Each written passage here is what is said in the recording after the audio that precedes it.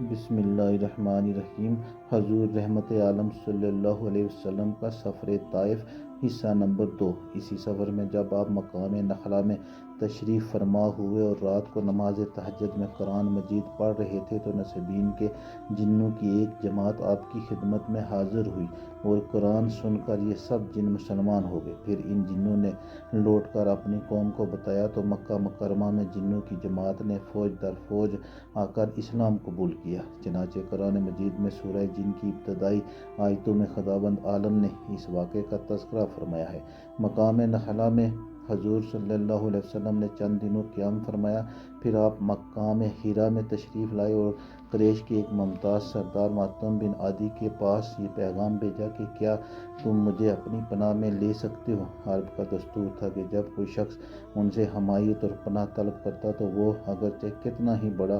دشمن کیوں نہ ہو، وہ پناہ دینے سے انکار نہیں کر سکتے تھے۔ چنانچہ مہتم بن عدی نے حضور رحمت عالم صلی اللہ علیہ وسلم کو اپنی پناہ میں لے لیا اور اس نے اپنے بیٹوں کو حکم دیا کہ تم لوگ ہتھیار لگا کر حرم میں جاؤ، اور مہتم بن عدی خود گھوڑے پر سوار ہو کر گیا اور حضور صلی اللہ علیہ وسلم کو اپنے ساتھ مکہ لایا اور حرم کعبہ میں اپنے ساتھ لے کر گیا اور مجمع عام میں اعلان کر دیا کہ میں نے محمد